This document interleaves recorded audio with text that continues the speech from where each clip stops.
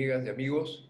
Nuevamente estamos en el canal El Observador Internacional y en esta oportunidad estamos introduciendo la modalidad de entrevista para abordar un tema de la mayor importancia, cuál es la situación de China en el contexto mundial y también poder examinar cómo va el asunto de las relaciones bilaterales de esta gran potencia con el Perú.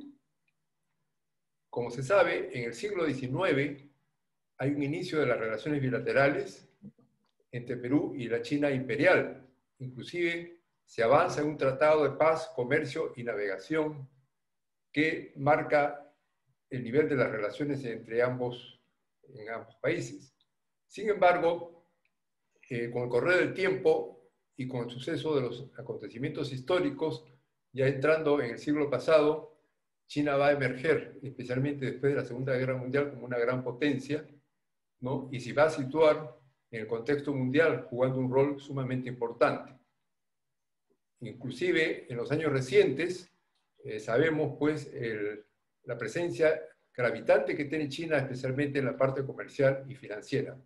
Y en tal sentido hemos invitado en esta oportunidad al embajador Juan Carlos Capuñay, un colega del servicio diplomático de larga y productiva trayectoria profesional, especialmente en los temas del Asia y de la China. Quiero señalar que en su calidad de ministro de Servicio Diplomático sirvió en el Japón, en la República Popular China, posteriormente ha sido embajador en el Singapur y también desempeñó en su embajada en el Japón.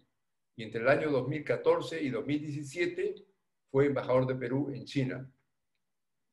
El embajador Capuñay es graduado como economista en la Universidad Nacional de San Marcos, doctor honoris causa en economía en la misma universidad, miembro del comité académico del Centro de Estudios del Pacífico de la Universidad de Estudios Extranjeros de Beijing, China, y miembro del Centro de Estudios Asiáticos de la Universidad Nacional Mayor de San Marcos, en Lima, en el año 2020. En esta oportunidad, entonces, tenemos con nosotros al embajador Juan Carlos Capuñay. Quisiera iniciar preguntándole, conociendo pues su larga experiencia en estos temas del Asia y particularmente de China, si nos puede hacer una breve descripción del ascenso económico y político de la China a nivel internacional, particularmente en los últimos 20 años. Bienvenido, Juan Carlos. Muchas gracias, verdaderamente muy honrado por la invitación y muy amable por haberme considerado como parte de este programa. Para mí es un gusto el poder compartir con unos amigos, colegas, algunas ideas en torno al tema de China. Yo creo que cuando hablamos de el ascenso de China, del crecimiento de China, tenemos que fijar ciertas fechas como referencia que son muy importantes. Una de ellas, por ejemplo, es el cumplimiento hace poco de los 40 años del inicio de la reforma de China, con Deng Xiaoping. En aquel momento, China transformó completamente toda su estructura. China inicia todo su proceso de consolidación como Estado justamente hace 100 años. En julio próximo, China cumplirá 100 años, 40 años desde el momento que inicia la reforma, 70 y 100 años en la etapa en que se funda el Partido Comunista Chino. Esas tres fechas son muy importantes porque nos permiten ver cómo ha evolucionado China. No se puede entender la evolución de China si no se entiende o se conoce la evolución del Partido Comunista Chino. Este proceso ha ido de manera paralela. Hay una gran frase de Deng Xiaoping que es muy famosa, que él la repite en el momento que inicia el proceso de reforma, en que dice: no importa de qué color sea el gato, puede ser blanco o negro, pero tiene que saber cazar ratones. Ese era el concepto que tuvo China en ese momento, cuando inicia el proceso de reforma. Posteriormente, hay una instancia en la cual se introduce un esquema de trabajo que es muy importante en China, que le da todo el sentido, que le ha dado todo el sentido de cohesión al crecimiento de China.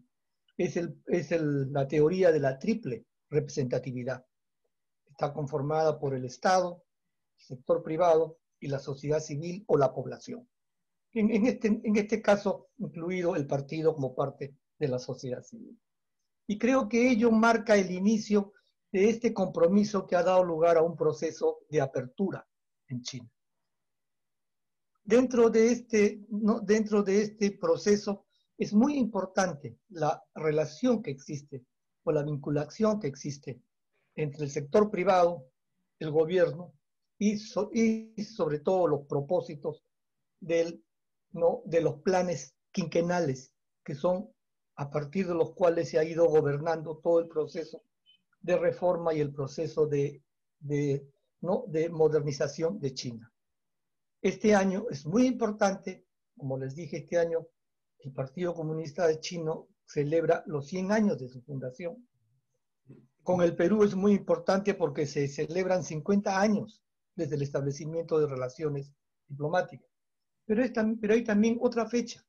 Este año se inicia el 14º, ¿no? El 14º plan quinquenal, 21-25, que debe llevar a China a lo que ellos llaman una sociedad modestamente acomodada o una sociedad bajo un régimen de un socialismo moderno. Y menciono esto porque hay digamos, conceptos que han sido introducidos dentro de este plan quinquenal, que son muy importantes.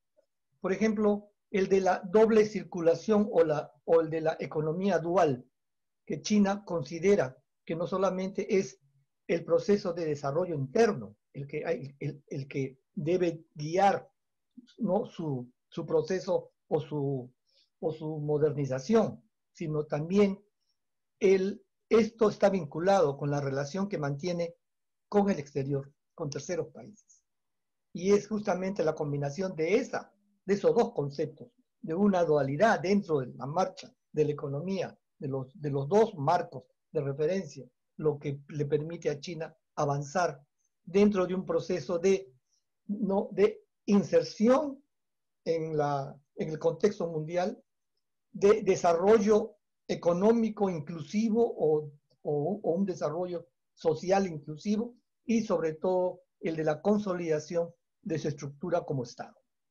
En el primero de ellos es importante mencionar, por ejemplo, que el plan quinquenal consolida el establecimiento de las zonas económicas francas o las zonas económicas libres. China cuenta con 19 de estas zonas y son muy importantes. Una de ellas mantiene un vínculo muy particular con el Perú, que es el de la zona económica franca que une Hong Kong, Macao y Cantón, la parte sur de China. El 85-90% de la población descendiente china en el Perú es proveniente de esa zona, ya sea Hong Kong, o sea Macao, o sea Cantón. Para los países como el Perú, por ejemplo, la modernización de China es muy importante, porque nos abre una oportunidad para acercarnos al mayor mercado del mundo. Y el concepto de la economía dual, ahora en el 14º plan quinquenal, nos va a permitir, o nos debería permitir, una presencia mucho más efectiva. Dentro de los instrumentos que contempla esta economía dual, está, por ejemplo, la organización de ferias de importadores. No es ferias de exportadores que van a los países a mostrar sus productos, sino ferias de importadores, van los compradores hacia estos espacios en busca de productos. Entonces, nosotros ya hemos participado en el primero de estos eventos como Perú, y se debería tratar de ir avanzando más en ello. Se debería tratar, por ejemplo, de buscar un mayor acercamiento a lo que es la apertura financiera de China, ya sea a través de mecanismos bilaterales que más luego podemos ver, o a través del gran mecanismo multilateral, cuál es el Banco de Inversiones para Infraestructura de Asia, que es una versión moderna no condicionada del Banco Mundial o del Banco Interamericano, con muchos mayores capitales. Juan Carlos, si me permites, muy interesante lo que estás señalando y estamos ingresando a una etapa muy reciente de las características de lo que ofrece China al Perú y a otros países en su relacionamiento. Pero me gustaría preguntarte, por ejemplo, ¿qué reflexiones nos puedes hacer sobre las relaciones bilaterales, particularmente en la década del 70, en que ya el Perú, con una visión distinta, decide pues abrir relaciones bilaterales con países del este? Estamos hablando ya en la época de gobierno militar de Velasco Alvarado, y la Cancillería pues estaba básicamente bajo un esquema muy interesante de política exterior que había establecido el embajador Carlos García Bedoya. Entonces me gustaría que pudieras hacer un comentario sobre ese periodo de apertura que marca pues una diversificación de las relaciones del Perú con el mundo exterior. Yo creo que la inserción del Perú dentro, digamos, de ese esquema de relación de los años 70 respondió tanto a un factor, respondió quizás a tres factores. Uno de ellos que es importante, a decisiones de política interna, ¿no? La visión que tuvo la Cancillería, ¿no?, para poder consolidar un espacio, un mejor posicionamiento del Perú dentro de ese contexto. El segundo, el contexto internacional. Se estaba dando todo un proceso de adecuación de la economía mundial, de la política mundial, y era necesario que el Perú también se inserte en ello. Y el tercer espacio es el dado por el contexto regional. Era la tendencia en ese momento en América Latina. Ya se tenía la tendencia en Chile, se tenía la tendencia en Bolivia un poco más adelante, en Ecuador. Era ese el momento. Y para nosotros, por ello, políticamente no significó un mejor posicionamiento.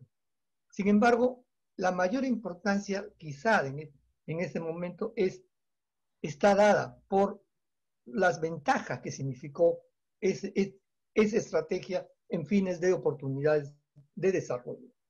El Perú en ese momento ya era el primer país productor de harina y pescado y el mayor consumidor del mundo hasta hoy de la harina y pescado peruana es China.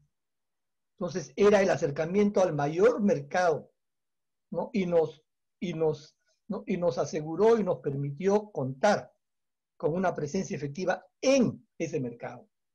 Hasta antes de aquel momento, las transacciones eran llevadas a cabo a través de Europa. Luego de este movimiento, todas las transacciones fueron de manera no directa. Ello también es importante en el caso nuestro desde un punto de vista interno, la necesidad de poder reafirmar una identidad con un espacio o con un segmento muy importante de la población. A la fecha, en ese momento quizás sería un poco menos, pero a la fecha 10% de la población, o cerca de 10% de la población peruana, tiene ascendencia china. Y era importante tomar contacto con ese espacio desde el cual provenían o venían las migraciones del Asia. La migración japonesa era un poco menor. Es importante, pero era un poco menor en cantidad. Este acercamiento con China ha permitido a que a través del tiempo la relación del Perú con China, en mi concepto, es quizás la relación mejor estructurada en términos de en términos de una vigencia o de un funcionamiento de intereses entre las dos partes. Es la que tiene una mejor estructura. ¿Por qué digo esto? Porque, por ejemplo, con China se cuenta con un acuerdo de libre comercio firmado en el año 2008. Con China se cuenta con una asociación estratégica integral que nos ha permitido, o que nos permitió, que China sea el primer socio comercial del Perú, muy por encima del segundo socio de Estados Unidos a Europa, que China sea el primer inversionista en minería por muchos años, el tercer instrumento está dado por el Comité de Diálogo Económico y Estratégico, en el cual se reúnen las dos partes, tanto el sector privado como el gobierno, y en el cual examina qué proyectos desean llevar adelante. Cada cual trae su oferta de proyectos y cada cual aprueba los proyectos que se llevan adelante. Y eso es importante porque los proyectos que se aprueban ahí ya cuentan con financiamiento y ya llevan el compromiso de las dos partes de llevarlo adelante. Y el tercer y el cuarto instrumento es el plan de acción bilateral, que son, digamos, estrategias, medidas, acciones precisas en cada sector de la relación bilateral. Ello nos permite a nosotros no contar tanto con una visión macro, con la que es la Asociación Estratégica Integral, como con acciones no precisas, como es el Acuerdo de Libre Comercio o como es el Plan de Acción no bilateral. Son inversiones, digamos, directas de las empresas. Las inversiones que se llevan, que se acuerdan con China, son negociadas en este comité y son acordadas por las dos partes para llevarlo adelante. Esto le da una mayor, ¿no?, estabilidad y un compromiso a la relación. Yo creo que el paso que se dio en los años 70 fue fundamental, fue muy importante, sobre todo fue muy oportuno para poder, ¿no?, contar hoy en día quizás con la relación mejor estructurada dentro de nuestra política exterior. Somos uno de los pocos países, hasta hace 3 años, éramos 2 los países que contábamos con estos 4 instrumentos. Hoy ya son como 5 los países que tienen estos instrumentos. Y esto a nosotros nos garantiza, sí. Sí, te agradezco la explicación, que es muy, muy importante para conocer cómo se ha dinamizado esta relación bilateral y sobre todo cómo ha adquirido una profundización. Entonces, en tal sentido, me gustaría si nos puedes explicar un poco cómo han venido funcionando los mecanismos de consultas políticas, que normalmente es lo que establece la Cancillería peruana con otras cancillerías para establecer, digamos, todo el esquema de relaciones bilaterales y cómo desarrollarla con un programa, digamos, de corto, mediano y largo plazo. Por favor, si nos puedes hacer una reseña sobre esto. Sí. Las consultas políticas, ¿no?, como bien sabes, se llevan en distintos niveles, pero quizás el nivel más importante son las consultas políticas a nivel de cancilleres.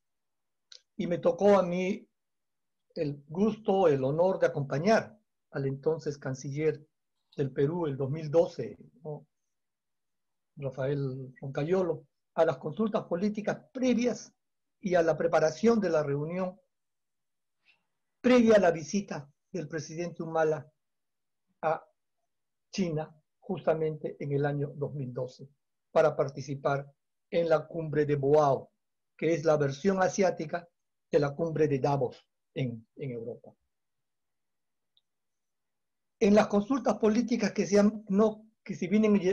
han llevado adelante posteriormente con motivo de, ya sea una visita bilateral o con motivo de una presencia de algún ministro de Estado, lo importante es que se acuerdan o se ponen en marcha esos 4 mecanismos.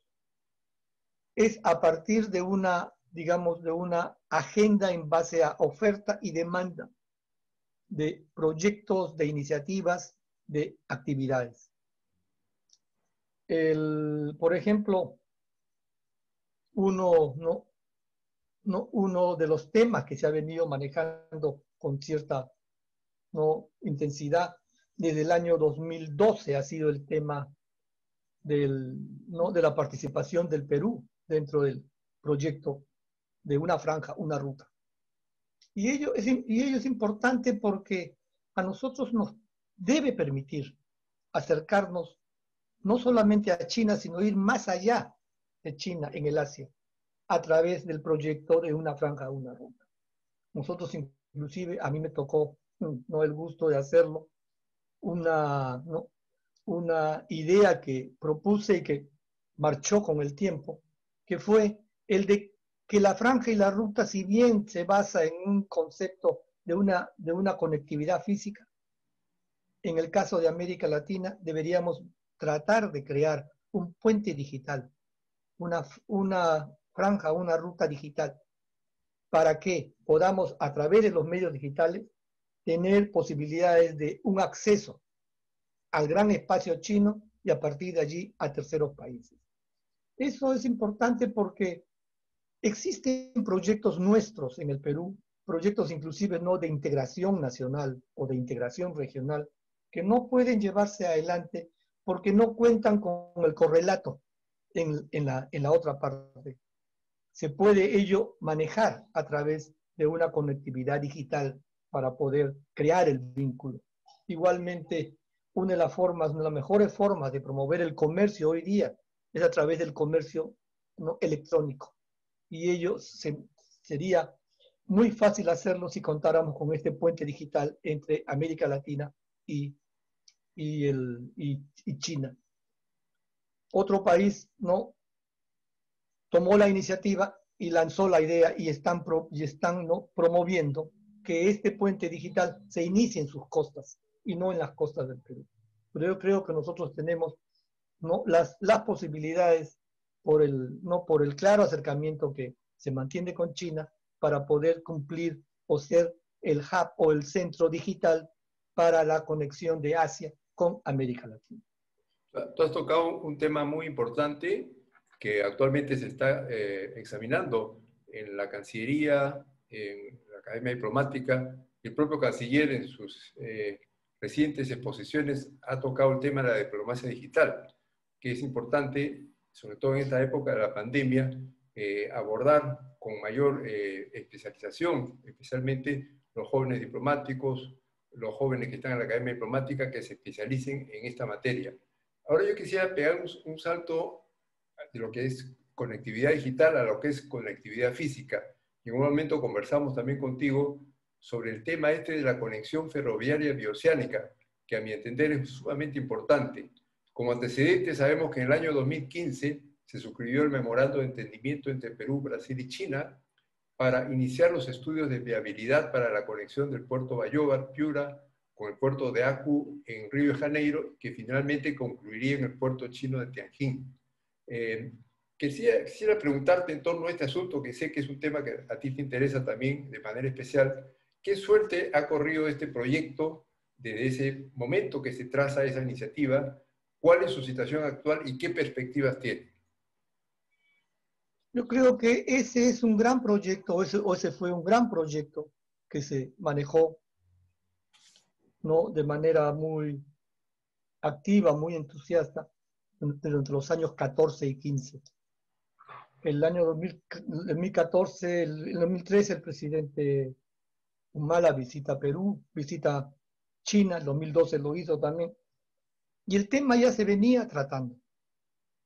De lo que consistía era en, como bien dijiste, establecer una vía de conexión ferroviaria desde la costa del Atlántico hasta el Pacífico, en Bayóvar, para a partir de allí salir hacia el Asia. Eran aproximadamente cerca de 6.000 kilómetros de recorrido, de los cuales 2.700 o cerca de 2.000, entre 2.500 y 2.600 corresponderían al Perú. El proyecto se avanzó, se conversó, se intercambiaron visitas de técnicos, tanto visitaron China como visitaban Perú para poder hacer el tendido de la línea. Se respetaron mucho las limitaciones o las condiciones de carácter ambiental con el objeto de evitar que hubiera cualquier tipo de alteración en el medio ambiente. Cuando se da el cambio de gobierno hacia el presidente Kuczynski, el proyecto deja de ser prioritario. Se dijo que era muy caro, a pesar de que en realidad era financiado un poco por el Banco Asiático de Inversiones en Infraestructura, gran parte no por China. El Perú también contribuía, pero no era la parte central, ni tampoco eso conllevaba una deuda enorme. Y se cambió el concepto por lo que llamaban el tren de cercanía, que venía de Barranca a Ica. lo cual no pudo caminar tampoco. Ya con el presidente Vizcarra, en razón de ¿no?, de sus orígenes en el sur del país, cambió el proyecto y trató de llevarlo por Moquegua, de Puno saliendo hacia el Pacífico. Yo lo he dicho en más de una oportunidad y algunas veces bien recibido el concepto, la opinión, a veces no, de que sería un gran o un grave error histórico llevarlo por el sur. Si se hace por el norte, entre la frontera del Brasil hacia la costa nuestra, son más de 2.000 kilómetros, durante el cual el recorrido del tren integraría económicamente dichas zonas, dichas provincias, dichas regiones a la economía nacional y de allí hacia el Pacífico. En cambio, en la versión por el sur, entre la frontera con Bolivia y la costa peruana son, creo, 400 kilómetros de puna, que no hay absolutamente una industria. Estaríamos convirtiendo lo que era el proyecto por el norte, que era un proyecto, que era un corredor de desarrollo, que iba a generar desarrollo, para convertirnos en un corredor de exportaciones bolivianas y brasileñas. Y el Perú no iba a aportar, no iba a tener ningún beneficio más allá no, digamos, del uso, si es que usaban el puerto peruano. Porque la gran carga de Bolivia, y eso se sabe, el 70% o más, se va por Chile, no se va por el Perú. Digamos, no obstante, no